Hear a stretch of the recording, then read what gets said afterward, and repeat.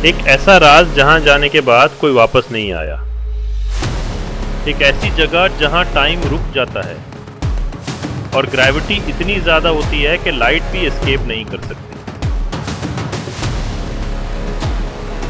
हमारे ब्रह्मांड में कुछ ऐसे दानव हैं जो सब कुछ निगल जाते हैं, जिसे बोलते हैं ब्लैक होल, जहां सब कुछ असंभव है और टाइम रुक जाता है। चलिए आपको ले चलते हैं एक विशाल ब्लैक होल के अंदर।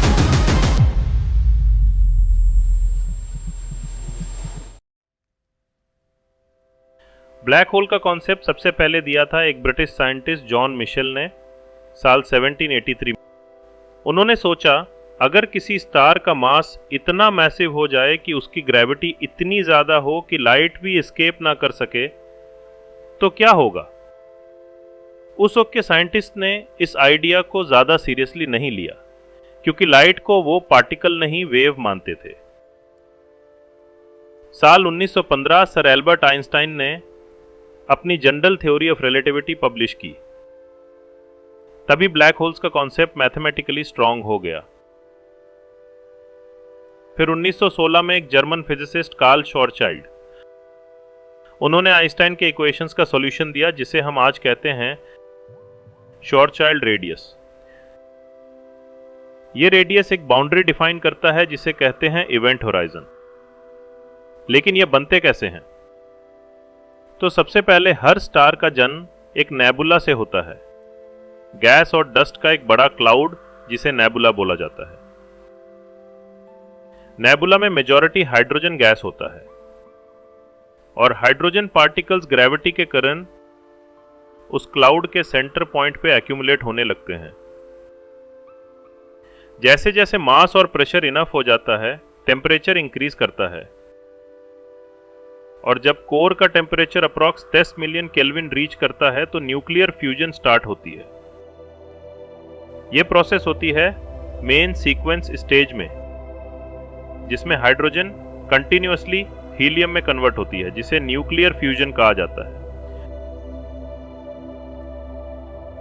ग्रेविटी सभी ओर से स्टार को कंप्रेस करता है और फ्यूजन बाहर की तरफ प्रेशर जनरेट करता है। इस बैलेंस को कहते हैं हाइड्रोस्टैटिक इक्विलिब्रियम। लेकिन न्यूक्लियर फ्यूल हमेशा के लिए नहीं चलता।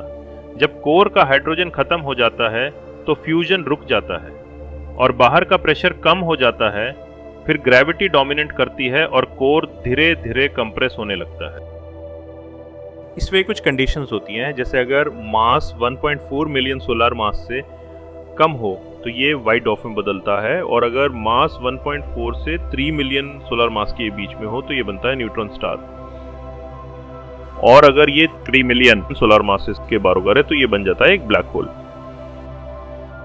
सबसे पहले स्टार फ्यूजन करता है हेवियर एलिमेंट्स तक, लेकिन आयरन फ्यूजन से एनर्जी नहीं मिलती बल्कि एनर्जी एब्जॉर्ब होती है। जैसे Fe56 सबसे स्टेबल न्यूक्लियस है, no energy gain from fusion. लेकिन जब कोर मेजरली आयरन का बन जाता है, फ्यूजन कंप्लीटली स्टॉप हो जाता है और फ्यूजन के बिना बाहर लगने वाला प्रेशर खत्म। फिर ग्रेविटी की वजह से कोर कोलैप्स करता है। Within millisecond density और टेम्परेचर रैपिडली इंक्रीज करते हैं। प्रोटॉन्स और इलेक्ट्रॉन्स कंबाइन करते हैं, न्यूट्रिनोज एस्केप करते हैं, आउटर लेयर्स के अंदर तक एनर्जी नहीं जा पाती और कोलैप्स कंटिन्यू होता रहता है। अब कोर कोलैप्स के बाद बाहर का लेयर्स रिवर्स डायरेक्शन में ब्लास्ट करता है, जिसे हम सुपरनोवा कहते हैं, और उस वक्त तो ल्यूमिनोसिटी मैथमेटिकली एंटायर गैलेक्सी के बराबर होती है। ल्यूमिनोसिटी का मतलब होता है किसी एस्ट्रोनॉमिकल ऑब्जेक्ट के द्वारा हर सेकंड में एमिट की गई टोटल एनर्जी।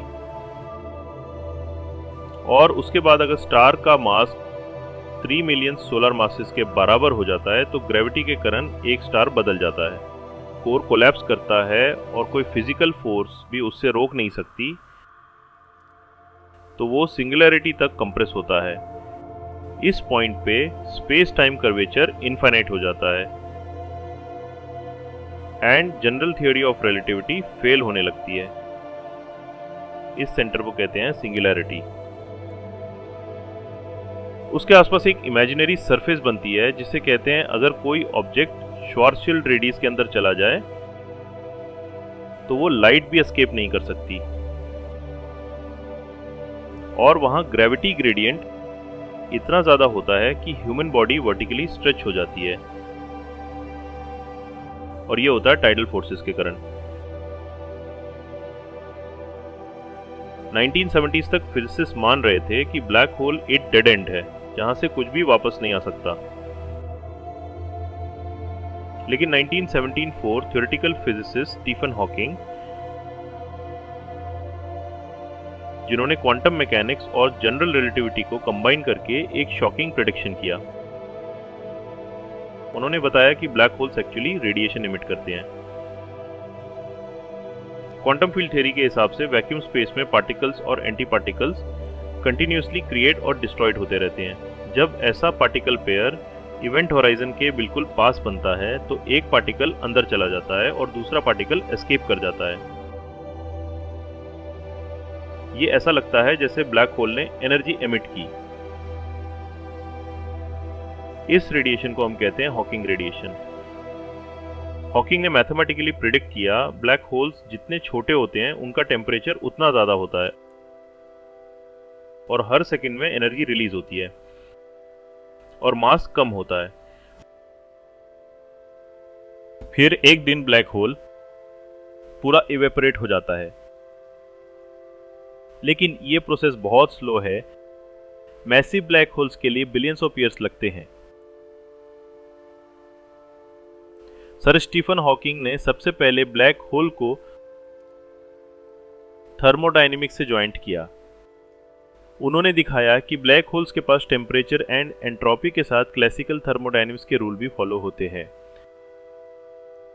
ये क्लासिकल थर्मोडायनेमिक्स के लॉस जैसे ही हैं, बस यहाँ एनर्जी, एंट्रोपी और टेम्परेचर का रिलेशन इवेंट होराइजन के टर्म्स में लिखा गया है। ब्लैक होल का मास बदलने पर उसका एरिया, चार्ज और स्पिन चेंज होते हैं, बिल्कुल वैसे जैसे थर्मोडायनेमिक्स में एनर्जी एक्सचेंज होती है हीट और वर्क के फॉर्म में। ब्लैक होल का एंट्रोपी उसके सरफेस एरिया के प्रोपोर्शनल होता है, वॉल्यूम के नहीं। ये मेजर इंसाइट है होलोग्राफिक प्रिंसिपल के लिए, यानी आप किसी ब्लैक होल को फाइनाइट स्टेप्स में जीरो टेम्परेचर तक नहीं ला सकते, बिल्कुल वैसे ही जैसे किसी सिस्टम को एब्सोल्यूट जीरो केल्विन तक नहीं ला सकते। इवेंट होराइजन के पास वैक्यूम फ्लक्चुएशंस होती हैं, particle anti particle pairs create होते हैं। नॉर्मली ये दोनों एनाहिलेट हो जाते हैं, लेकिन अगर एक पार्टिकल अंदर चला जाए और दूसरा बाहर निकाल जाए तो ब्लैक होल को लगता है कि उसने मास लूज किया है। ये एस्केपिंग पार्टिकल ही हॉकिंग रेडिएशन होता है। तो हॉकिंग टेम्परेचर के इक्वेशन ने यह दिखाया कि ब्लैक होल कोई परमानेंट डेड ऑब्जेक्ट नहीं है, उसका भी टेम्परेचर होता है, वो भी रेडिएशन करता है और एक दिन खुद खत्म हो सकता है। अगर आपको ये वीडियो वैल्यूएबल लगा हो, थैंक्स फॉर वॉचिंग, तो एक लाइक ज़रूर करो, अपने साइंस लविंग दोस्तों के साथ शेयर करो और चैनल को सब्सक्राइब करो ऐसे ही रियल साइंटिफिक एक्सप्लेनेशन वीडियोस के लिए। Thanks for watching video.